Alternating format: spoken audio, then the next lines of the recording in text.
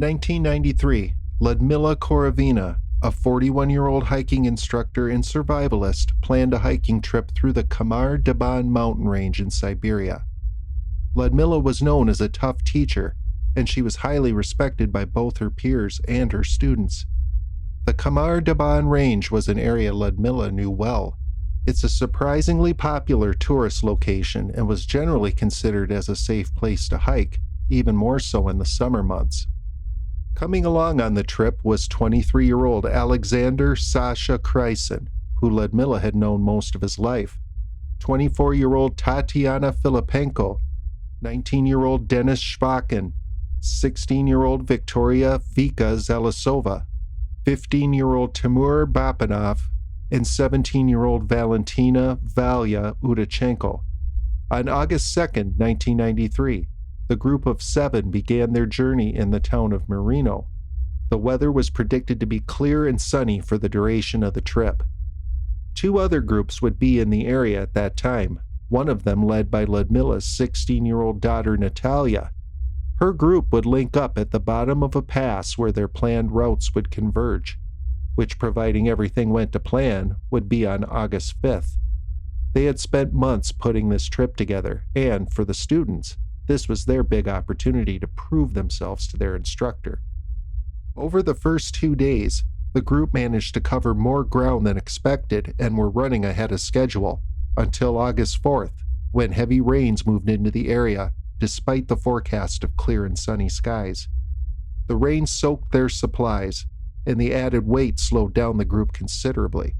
That evening, Ludmila decided to set up camp on an open slope that provided little shelter from the soaking rain, despite a forested area only 4 kilometers away that would give them protection from the elements.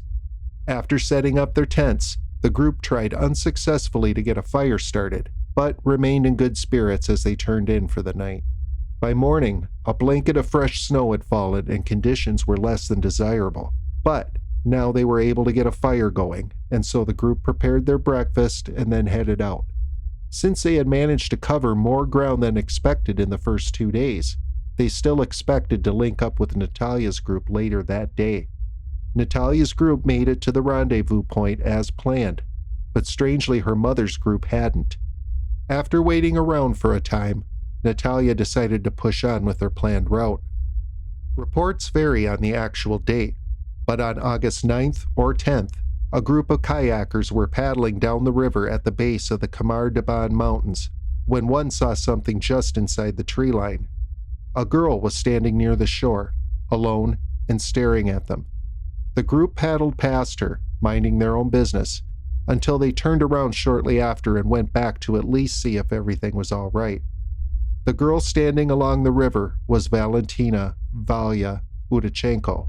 She was covered in blood, and she was the sole survivor of Ludmila's group of 7.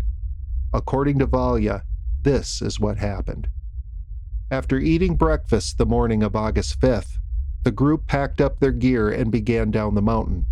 Just a few minutes later, Sasha, bringing up the rear, began to scream. As the others each turned around, they noticed heavy bleeding coming from his ears and nose, and blood and froth coming out of his mouth. Just a few seconds later, he fell to the ground in convulsions, which stopped a few seconds later. Ludmila ran up to him and told the rest of the group to continue down the slope as quickly as possible. By this time, Ludmila was distraught and desperately trying to wake Sasha up. The rest of the group moved down the slope as they were told, but didn't get far before they heard Ludmila yell for help.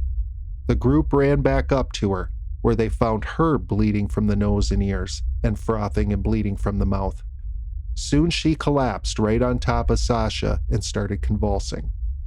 Tatiana was next. She grabbed at her throat as if she was choking, and then crawled over to a nearby rock, where she would beat her head against it until she collapsed. Then Vika and Timur grabbed their throats and began running down the slope. Valya ran after them to try to help, but as she got close to Vika, she turned around and bit her. Soon both Vika and Timur were on the ground, motionless. As all of this was going on, Denis had retreated behind a large rock, terrified. Now he and Valia were the only two left, and they quickly realized they needed to get as far away as they could as quickly as possible. As Valia dug through her backpack, she looked up to find that now Dennis had collapsed, showing the same symptoms as the others. He was convulsing and struggling for breath. So Valia took off as fast as she could down the slope. The only supply item she had grabbed was her tent. She kept running as fast as she could down the mountain until she was sure she was out of danger.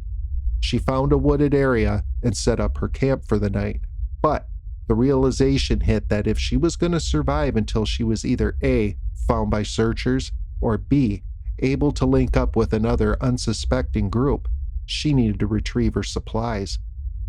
So after a long night inside her tent, the next morning she went back up the slope and found the rest of her hiking group laying there, in the same places as she had left them the day before.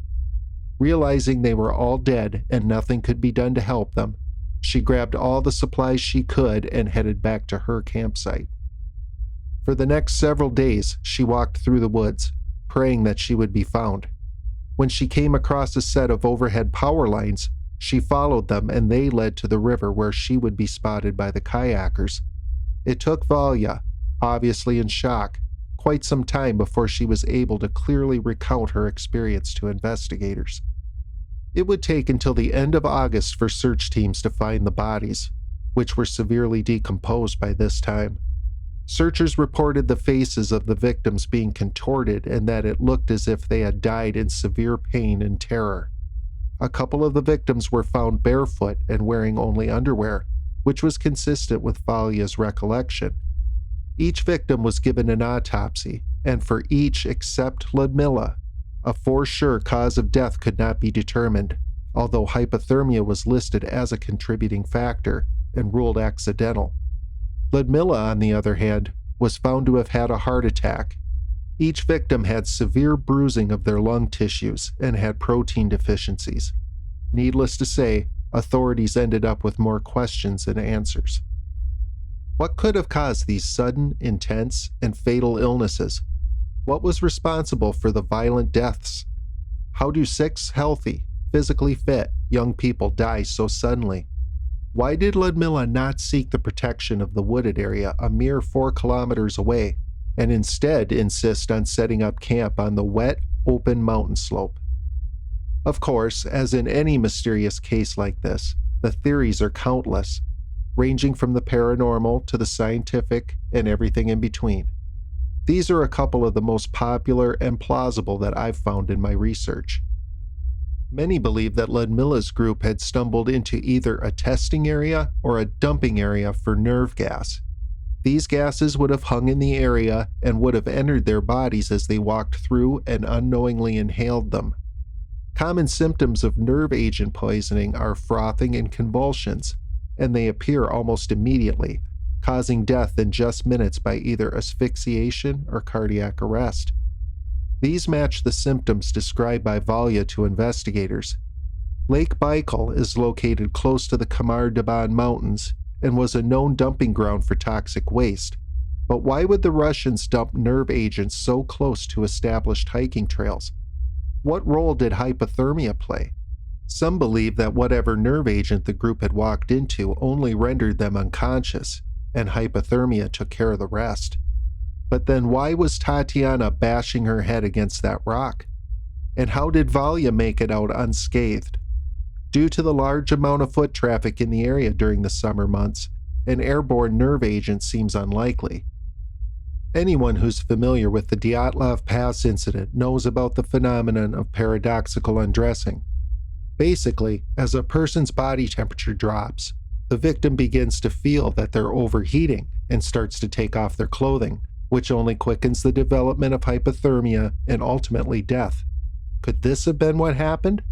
The group and all their supplies had got thoroughly soaked the day before, and they had been unable to start a fire. Perhaps that heavy rain started a tragic chain of events that would lead to the loss of all but one of the group.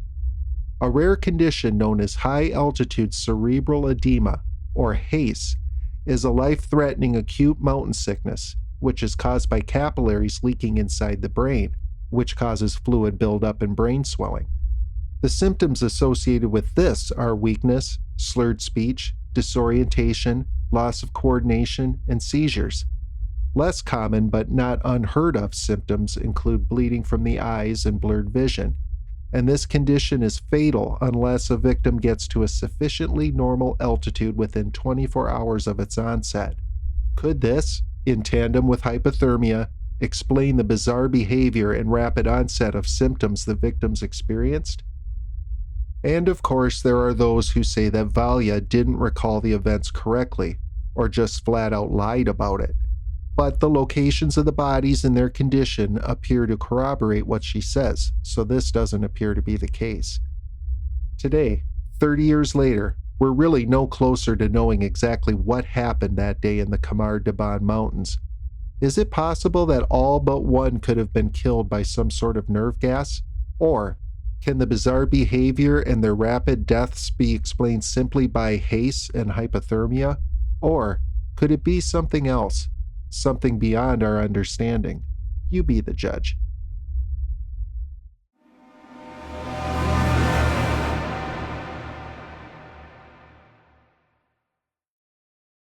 And that's going to do it for this episode of the Sheldrake Files. If you enjoyed the episode, please make sure to leave a like on the video and consider subscribing so you don't miss any of our future content uploads.